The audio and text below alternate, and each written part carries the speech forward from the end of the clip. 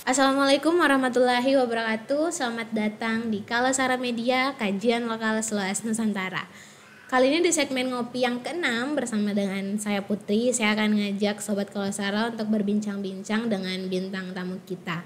Nah, topik kita kali ini tuh kita akan membahas soal peran Bawaslu dalam mencerdaskan calon peserta pemilu ataupun masyarakat umum. Nah, kita udah kedatangan bintang tamu. Ada Bapak Awardin, salah satu anggota Badan Pengawas Pemilu Kota Kendari. Assalamualaikum Bapak. Waalaikumsalam. Kalau boleh tahu Bapak di Bawaslu itu di divisi apa Pak? Iya baik, jadi saya di Bawaslu Kota Kendari saat ini mengampu divisi penanganan pelanggaran dan penyelesaian sengketa. Divisi yang memang bertugas untuk melakukan penanganan terhadap pelanggaran-pelanggaran yang terjadi pada saat tahapan pemilu sedang berlangsung atau berjalan saat ini. Jadi salah satu divisi yang cukup krusial di dalam Bawaslu ya berarti. Oh ya, sebelum kita masuk dan ngobrol-ngobrol lebih dalam lagi soal Bawaslu, ini kan menjelang pemilihan umum serentak 2024, mungkin teman-teman Sobat Kalasara sudah merasakan vibes-nya pemilu, mungkin dari baliho yang sudah berjajaran di jalanan, pamflet-pamflet dan juga iklan-iklan kampanye. Nah, saya pengen nanya nih Pak, ini Bawaslu itu sebenarnya apa sih gitu, dan penting gak sih kita sebagai masyarakat umum untuk tahu dan mengenal Bawaslu itu? Baik, terima kasih Mbak Putri. Jadi sebelumnya saya perlu juga perkenalkan Bawaslu, itu singkatan dari Badan Pengawas Pemilu, tadi sudah disampaikan oleh Mbak Putri. Jadi untuk Bawaslu Kabupaten Kota itu baru disahkan atau diresmikan oleh Undang-Undang 7 pada tanggal Undang-Undang Nomor 7 tahun 2017. Kemudian kami selaku anggota Bawaslu khususnya yang ada di Kota Kendari ini kemudian baru di SK-kan oleh Bawaslu Republik Indonesia itu pada tanggal 15 Agustus 2018 dan akan berakhir periode kami itu pada 15 Agustus tahun 2023 nanti, kurang lebih 11 bulan lagi ke depan. Sebelum pemilihan ya, itu periodenya. Bawaslu ini memiliki hierarki atau tingkatan mulai dari pusat yang disebut dengan Bawaslu atau Bawaslu Republik Indonesia, kemudian turun di provinsi, ada Bawaslu provinsi, kemudian di kabupaten kota. Nah, pada saat tahapan berjalan seperti saat ini, itu juga kami Bawaslu Kota diberikan kewenangan oleh undang-undang untuk membentuk yang namanya Panwas atau pengawas pemilu, panitia pengawas pemilu kecamatan. Nanti kecamatan atau Panwaslu kecamatan itu juga akan membentuk Panwaslu kelurahan desa. Nah, karena kita di kota tidak ada desa, maka Panwaslu kelurahan saja.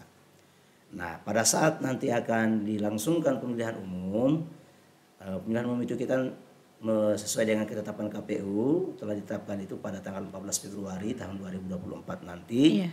Nah, 23 hari sebelum pemilihan umum itu akan dibentuk lagi yang namanya pengawas kecamatan. Nah, kemudian di tingkatan satu lagi ada juga pengawas luar negeri yang dibentuk oleh Bawaslu RI, itu khusus untuk mengawasi pemilu yang dilaksanakan di luar negeri. Jadi warga negara Indonesia yang sementara berada di luar negeri, yang sementara belajar, menempuh pendidikan atau apapun tetap di luar negeri, tetap bisa memberikan suaranya pada saat pemilihan nanti.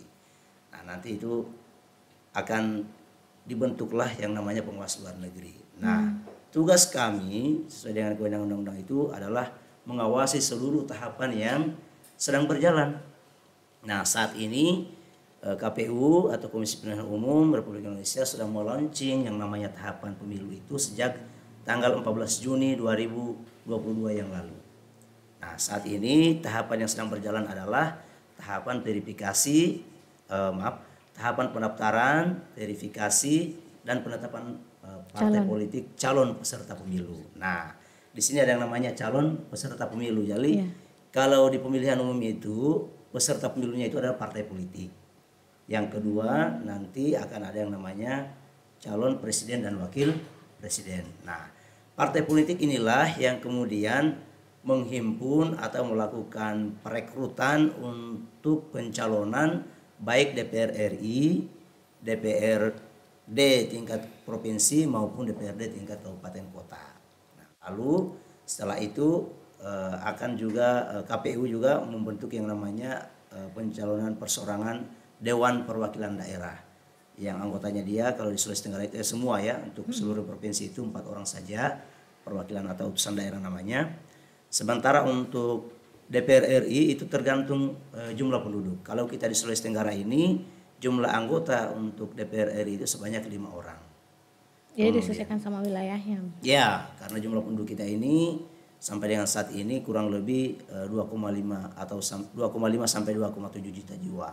Sehingga kalau di persentase itu baru kurang lebih sekitar 5 kursi yang bisa menduduki di DPR RI. Sementara untuk kabupaten kota juga sama, tergantung dengan provinsi dulu ya. Kalau kita di provinsi ini juga jumlah untuk anggota DPR provinsi itu sesuai dengan jumlah penduduk. Nah, karena kita di provinsi ini sudah di angka 2,7 juta, maka anggota dewan di provinsi itu kalau saya tidak salah itu 45 orang. Nah, untuk di kabupaten kota juga begitu. Nah, kita di Kota Kendari ini karena jumlah penduduk kita itu menurut data Capil sebanyak 343.200 jiwa, 343.200 jiwa, maka secara perhitungan dari undang-undang itu kita mendudukan sebanyak 35 orang anggota dewan di DPR Kabupaten atau Kota Kendari ini. Nah, itulah pada saat ini tahapan yang berlangsung adalah untuk pendaftaran, verifikasi, dan penetapan parpol atau partai politik calon peserta pemilu. Nah, saat ini sedang melakukan verifikasi faktual itu di Kota Kendari ini sebanyak 9 parpol.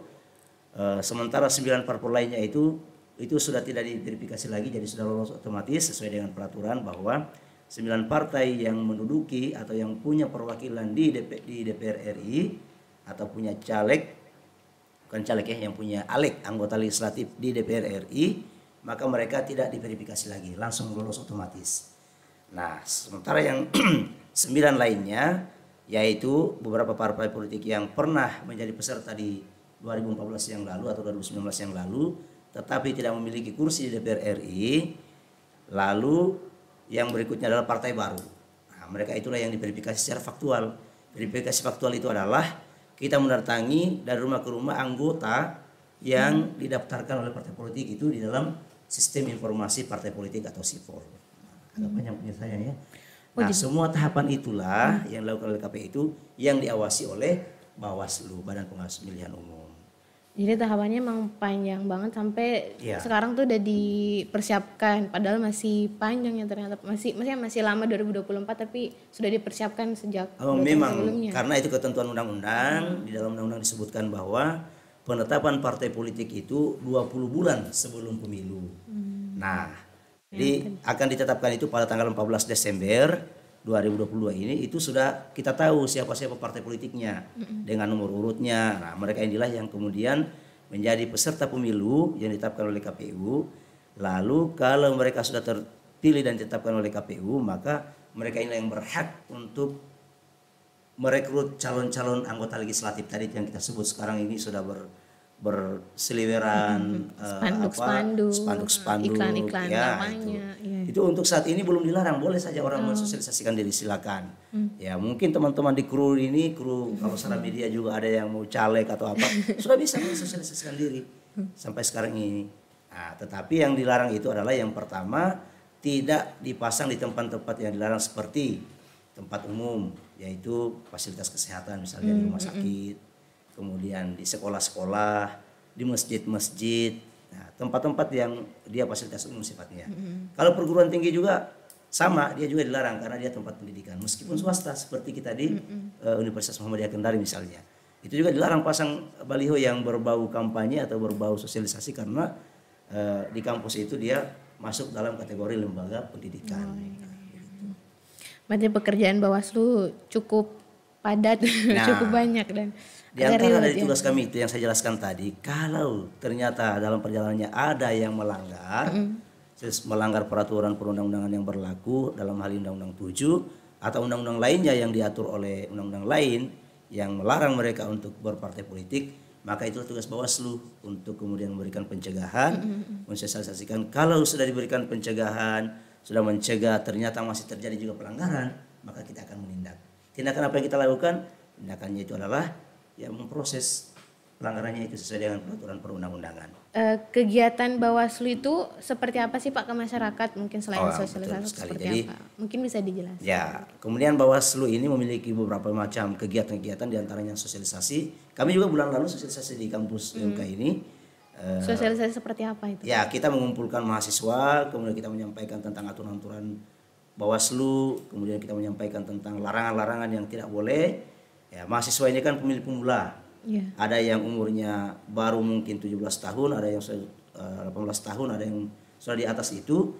Tetapi ada juga yang mungkin sudah kan begini, warga negara Indonesia yang sudah berumur 17 tahun, maka dia sudah punya kewajiban untuk hak suara. Memberikan suaranya pada saat pemilihan umum ya. Nah, taruhlah ada adik kita yang SMA sekarang ini mungkin kelas 1 atau kelas 2, umurnya 12 tahun. Begitu 14 Februari 2024 umurnya sudah 17 tahun, maka sudah bisa dia memilih. Nah, mereka ini yang kita edukasi bahwa mereka pada saat memilih itu memilih betul-betul sesuai dengan hati nurani, ya tidak kemudian suaranya itu diperjualbelikan. Nah, ini salah satu konsen kita Bawaslu. Yang kita sering dengar dengan istilah money politik, atau orang memberikan dukungannya dengan cara membagi-bagikan sesuatu, menjanjikan sesuatu. Nah, itu dilarang oleh undang-undang. Inilah tugas kami sebagai Bawaslu untuk menyampaikan ke masyarakat luas agar bila mana ada calon legislatif ataupun calon yang berbau pemilu ini, ketika mereka mencalonkan diri kemudian membagi-bagikan sesuatu, itu adalah sesuatu yang dilarang. Nah, inilah konsen kami bahwa jika hal itu terjadi, kita melakukan pencegahan, dan jika hal itu masih terjadi juga, maka tentu kita akan tindak. Nah, sosialisasi yang kita lakukan. Nah, kemudian kita menyasar selain di kampus-kampus, sekolah-sekolah.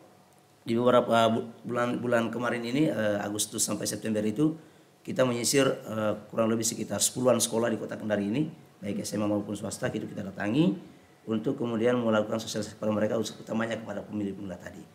Nah, selain itu kita juga mendatangi masyarakat, bukan juga door to door, tapi kita mengumpulkan tokoh-tokoh masyarakatnya, ada tokoh agamanya, RT, RW, pemerintah setempat. Nah, kita berikan edukasi kepada mereka bahwa nanti kalau ada pemilu yang tidak diperbolehkan seperti ini, yang dibolehkan seperti ini. Kalau ada calon yang menjanjikan sesuatu, memberikan sesuatu, ditolak saja karena jalur pelanggaran. Nah, karena berat ini undang-undangnya. Kalau di pemilu, Undang-Undang 7 tahun 2017, itu yang diatur sanksi pidananya hanya yang memberi. Misalnya ada calon yang datang ke kita memberikan yang menerima sesuatu, tidak mendapatkan sanksi. Ya, dia diberikan, kalau itu masuk juga pidana pemilu namanya, kalau terbukti itu dia hukuman maksimal ya, jadi maksimalnya itu 12 bulan dan seterusnya. Tapi kalau pemilu, bukan pemilu, tapi kalau pilkada itu pemilihan kepala daerah. Pemilihan. Nah, kita juga itu 2024 di bulan November, tanggal 27 November juga akan melakukan pemilihan kepala daerah secara serentak seluruh Indonesia. Nah, di Sultra ini ada 17 kabupaten kota ditambah gubernur bersamaan pada tanggal 27 November. Nah, ini beratnya sanksinya. Kalau calon-calon bupati atau calon-calon wali kota tadi itu atau calon gubernur kemudian membagi-bagikan sesuatu kepada masyarakat, kemudian kita tangkap, terbukti, itu pidana pemilu. Yang memberi dan diberi sama-sama. Hukumannya berat.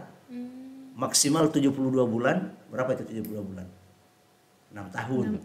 Lumayan kan? Minimal 36 bulan. Bagi yang menerima juga. Baik yang menerima, dan ini pernah terjadi di Pilwali tahun 2017. Waktu itu masih Panwaslu namanya, ya menangkap atau tangkap tangan seseorang yang melakukan money politik, dan itu hukumannya adalah minimal 3 tahun karena dia disebutkan dalam undang-undang minimal 36 bulan. Nah, berat juga loh ini kalau pemilihan. Nah, jangan hanya karena uang 100.000, 200.000 kedapatan. Kisaran jumlah yang diberikan itu tidak ngaruh, Pak. Maksudnya walaupun cuma 100.000 juga tetap. Ya, sama saja. Yang penting ada alat buktinya. Barang buktinya ada, kemudian barang bukti dan alat buktinya ada, memenuhi unsur pidananya ada, ya kita proses.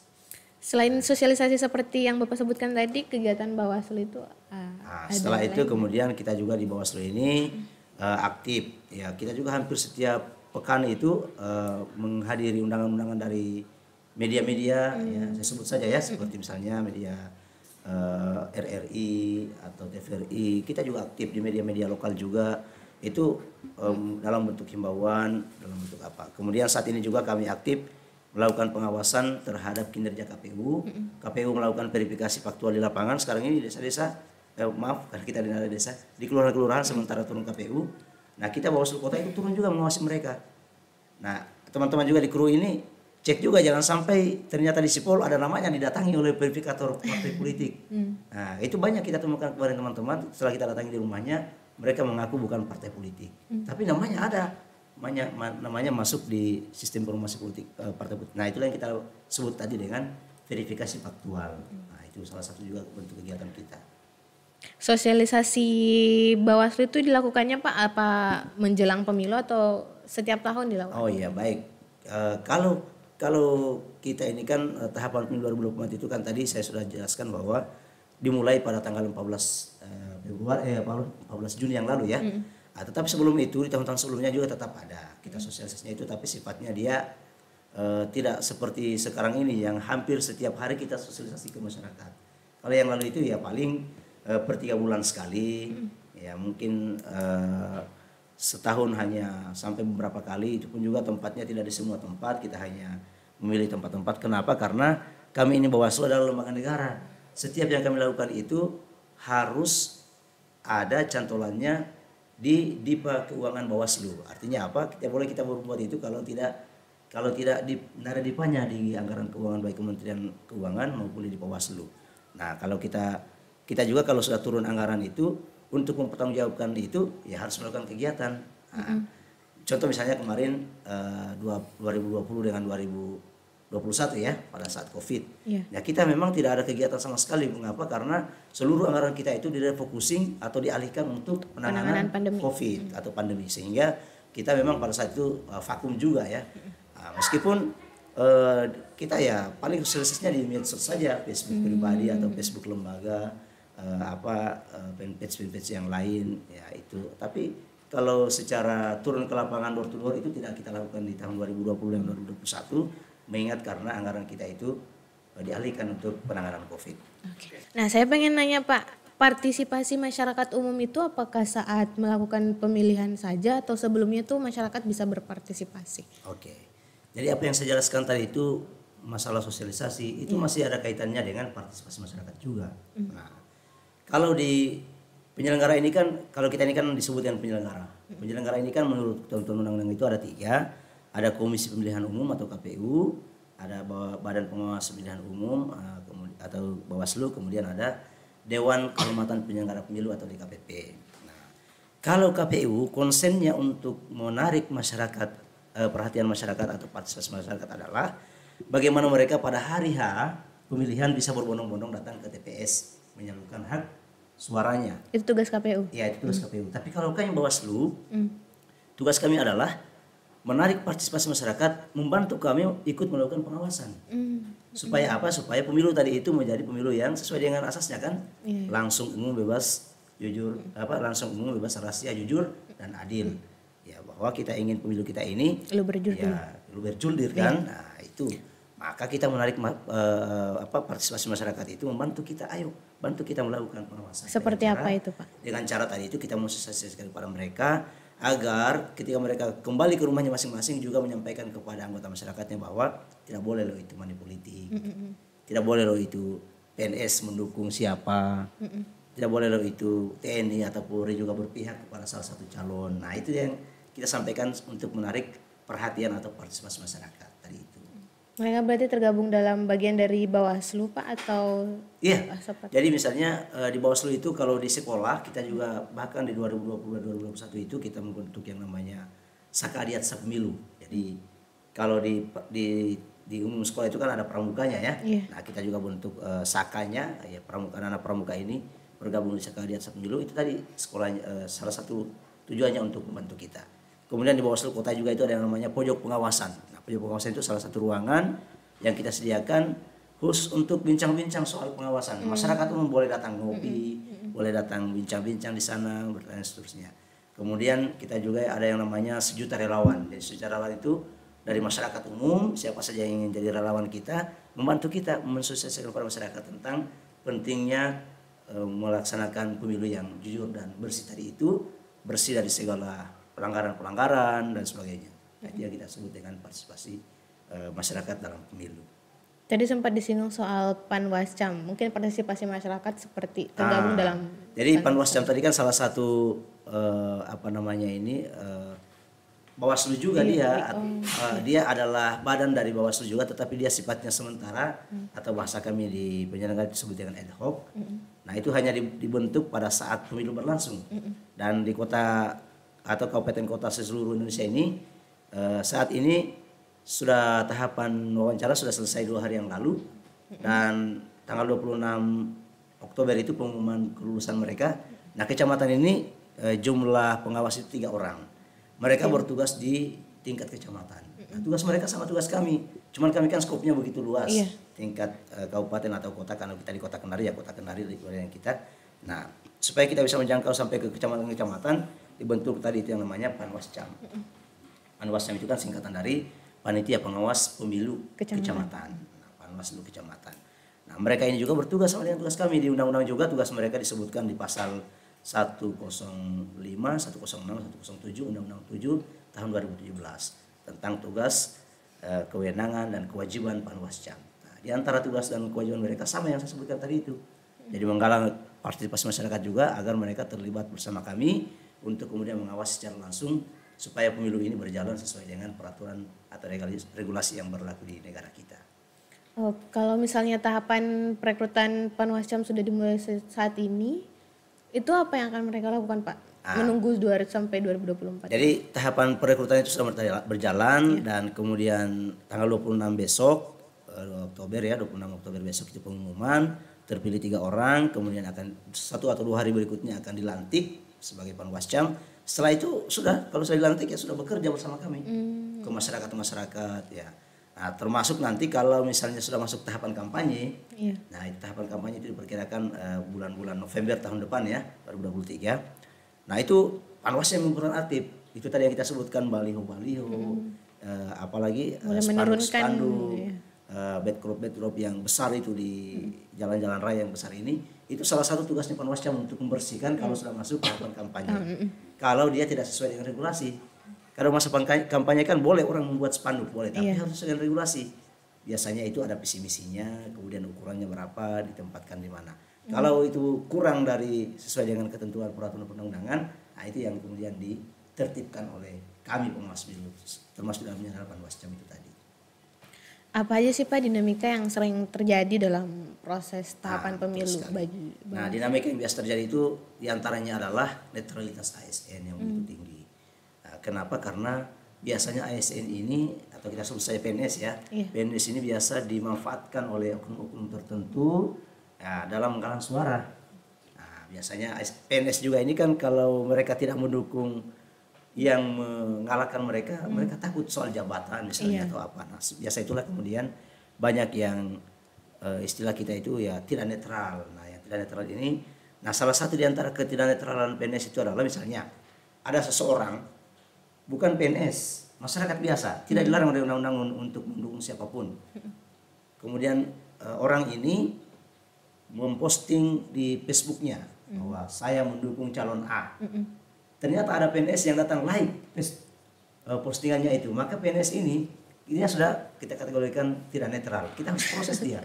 Itu hanya dengan like saja. Nah, jadi banyak yang kita proses PNS itu kita temukan melalui Facebook mereka.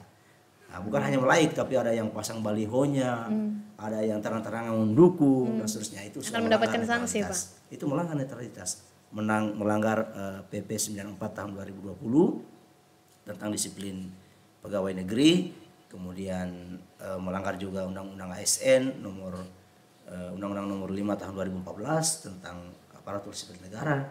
Itu kan jelas-jelas tidak boleh mereka melakukan mendukung bahkan melike. Disebutkan di undang-undang itu, bahkan like Facebook pun tidak diperbolehkan. Jadi makanya kalau mereka lakukan itu, nah itulah dinamika yang kita lakukan. Jadi kita proses panggil mereka, klarifikasi apa. Kalau terbukti hasil klarifikasi kita itu kita kirim ke Komisi Aparatur Sipil Negara. Sanksinya sepertinya berarti bukan dari Bawaslu berarti. Nah, kita hanya memproses saja, tapi yang berhak memberikan sanksi itu adalah dari itu Komisi Aparatur Sipil Negara atau KASN. Nah, KSN ini memproses juga kalau ternyata terbukti kemudian mereka menyatakan bahwa si PNSA ini tadi melanggar, maka akan direkomendasikan kepada pejabat pembina kepegawaian di kabupaten kota, atau kalau di Kendari ini ya wali kota ya. Wali kota itu sebagai pejabat pembina kepegawaian. Nah, wali kota lain dia yang menentukan sanksinya apa. Ya. Kalau yang lalu 2019 yang lalu itu ada satu PNS yang terlibat aktif, itu sanksinya sampai penurunan pangkat. Ya. Jadi yang tadinya pangkatnya misalnya dia golongannya misalkan 4A ya, kemudian pangkatnya sebagai apa dan sebagainya diturunkan satu tingkat di bawahnya. Nah, itu tapi belum ada yang sampai diberhentikan. Pemberhentian itu kalau di Bawaslu bukan kewenangan Bawaslu, itu kewenangannya KSN. Tapi kalau dia sampai melanggar pelanggarannya, kalau di undang-undang itu tidak sampai pemberhentian, dia hanya sampai sanksi beratnya itu tadi penurunan pangkat atau tidak mengalami kenaikan gaji selama berapa puluh tahun. Nah, itu sanksinya. Tapi kalau sampai pemberhentian pemecatan, saya belum membaca secara detail aturannya, tapi yang saya tahu sependek pengetahuan saya itu tadi bahwa mereka hanya sampai pada sanksi untuk kemudian tidak dinaikkan pangkatnya atau penurunan pangkat atau gajinya ditahan. Kalau dia sifatnya kecuali mungkin kalau sudah masuk perbuatan pidana ya, baru dia dipecat, seperti pembunuhan dan sebagainya, itu baru sanksi yang bersifat pidana. Boleh dia itu ya muaranya adalah pemecatan sanksinya. Tapi kalau hanya pemilihan melanggar pemilu saja, nah itu tidak sampai kepada pemecatan, hanya sampai kepada sanksi-sanksi seperti yang saya jelaskan tadi itu. Bapak mungkin bisa ngasih mungkin sedikit masukan kali ya buat kita yang bekerja di lingkup kampus, bagaimana sih kita harus menyikapi pemilu ini dan apa hal-hal yang mungkin tidak boleh kita lakukan sebagai warga di lembaga pendidikan. Baik, kalau di lembaga pendidikan khususnya yang swasta, ya seperti di kampus Universitas Muhammadiyah Kendari misalnya, nah dosen dan tenaga pendidik atau pegawai, bahkan mahasiswanya itu tidak ada larangan untuk kemudian terlibat di partai politik, silakan, kecuali kalau pihak kampus yang memberikan larangan. Misalnya ada aturan yang dikeluarkan oleh rektor atau BPH kalau di sini namanya, melarang dosen dan karyawan atau pegawai tenaga pendidik atau mahasiswa berpartai politik, maka aturan itu harus kita ikuti.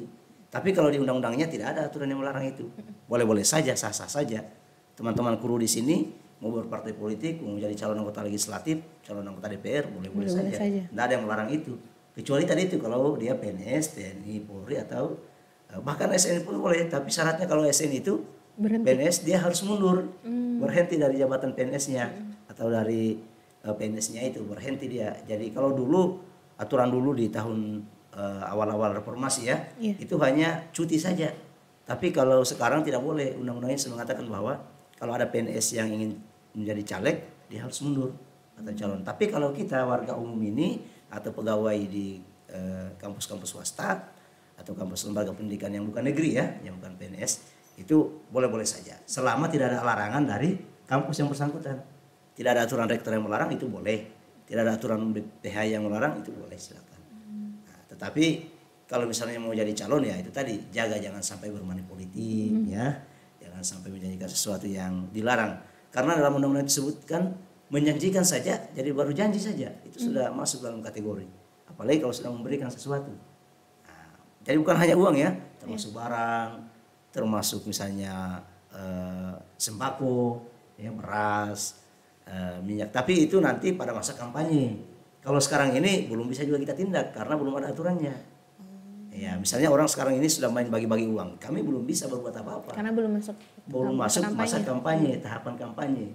Nah, itu masih baru boleh berlaku pada masuk tahapan kampanye. Nah, tahapan kampanye untuk pemilu itu kalau saya tidak salah itu antara bulan November di tahun 2023 nanti. November 2023. Iya, masih lama. Kalau sekarang ini orang bersosialisasi, ya paling ya kita hanya mengingatkan saja. Ya, tapi kalaupun juga itu terjadi ya kita mungkin panggil proses tapi tidak sampai pada sanksi karena sanksinya itu mengatakan dalam masa kampanye begitu dia bunyinya. Ya, begitu. Nah, saya lanjutkan lagi. Jadi sebagai warga yang berada di lembaga pendidikan, ya kebetulan saya juga ini adalah mantan bukan mantan ya. Saya sekarang ini lagi cuti. Ya, saya dulu di sini sebagai kepala biro akademik di UMK. MK ini, tetapi sejak 2017 saya izin dan diberikan cuti di luar tanggungan UMK selama 5 tahun untuk kemudian menjadi anggota Bawaslu. Saya juga sehari-hari sebelum menjadi anggota Bawaslu itu mengajar di Fakultas Agama Islam. Bahkan di FKIP juga saya mengajar juga di hampir semua prodi di FKIP, tapi untuk saat ini sudah hampir 5 tahun ini tidak boleh dulu karena itu aturan yang ada di kita. Kalau sudah terpilih menjadi Panwascam, terpilih menjadi anggota Bawaslu, maka tidak diperbolehkan dulu untuk kemudian aktivitas di tempat lain. Harus fokus. Ya, maka saya sejak 2017 itu sudah diberikan cuti oleh rektor. Pada saat itu masih Pak Muhammad Nur rektornya. Nah, sekarang kan sudah Pak Amir Mahmud ya. Ya. Tetapi periode Bapak kan berhenti 2023 kan? Iya, 2023. Kalau saya mendapatkan izin lagi dari rektor untuk lanjut kembali ya alhamdulillah, kalau tidak juga ya mungkin kita kembali ke kampus ya. Kalau periode Bawaslu berhenti di 2023 selanjutnya berarti yang ya, jadi sebelum habis masa periodenya tadi itu pada tanggal 15 Agustus. Nah, 5 bulan sebelumnya berarti antara bulan Maret atau April itu sudah akan dilakukan lagi seleksi untuk persiapan pengganti yang habis menghadapi masa pemilu 2024. Ya, jadi kalau misalnya dari 2023 pada bulan Agustus itu nanti ternyata terpilih 3 orang yang bukan diantara kami lagi, berarti mereka yang melanjutkan. Tapi kalau kami bertiga ini masih terpilih kembali, berarti kami lagi yang melanjutkan tugas-tugas itu. Ya, 5 tahun. Begitulah proses yang ada di negara kita. Satu lagi yang saya ingin juga sampaikan berkaitan dengan pemilu ya. Jadi misalnya kita di Bawaslu Kota ini ya, selain daripada kita mengawasi tadi itu, ya kita juga aktif juga mengikuti kegiatan baik yang dilakukan oleh KPU maupun dari Bawaslu itu sendiri. Contoh misalnya KPU ketika mereka akan turun ke lapangan, mereka mesti atau wajib berkoordinasi dengan kami supaya kalau mereka turun di lapangan itu harus ada kami. Itu juga kewajiban mereka karena undang-undang menyebutkan begitu, bahwa salah satu di antara tugas kita itu adalah mengawasi secara melekat kepada KPU apa yang mereka kerjakan. Nah, apa yang mereka kerjakan itu harus sesuai dengan aturan perundang-undangan. Kalau tidak sesuai, kita berikan kepada mereka yang namanya teguran. Misalnya KPU tidak melakukan suatu perbuatan yang dipersyaratkan undang-undang, maka kita katakan bahwa yang Anda lakukan itu melanggar undang-undang. Nah, kalau kita sudah tegur, ternyata KPU masih melanggar juga, kita proses dia. Kita boleh prosesnya itu dilaporkan ke Dewan Penyelenggara Pemilu, dalam hal ini KPP, Dewan Etik ya, Dewan Etik itu untuk etiknya. Atau kalau dia berpotensi pidana, bisa saja kita proses secara pidana. Nah, makanya saya secara pribadi kalau saya bertemu teman-teman KPU selalu saya ingatkan, tolong teman-teman bekerja itu sesuai dengan regulasi yang berlaku, tata cara, mekanisme dan prosedur yang berlaku. Saya kira mungkin begitu yang bisa saya jelaskan. Oke, jadi itu dia bincang-bincang kita bersama dengan salah satu anggota Bawaslu. Jadi emang benar kalau Badan Pengawas Pemilu itu sangat berperan dalam mencerdaskan baik itu calon peserta pemilu ataupun masyarakat biasa melalui sosialisasi edukasi sampai ke menjelang pemilunya, melakukan pengawasan dan sebagainya. Oke, itu dia bincang-bincang kita. Terima kasih banyak Bapak telah menyempatkan waktunya untuk hadir di studio kita. Siap. Terima kasih juga teman-teman dari Kalosara Media. Oke, demikian bincang-bincang kita hari ini. Kalosara Media, kajian lokal seluas Nusantara. Assalamualaikum warahmatullahi wabarakatuh.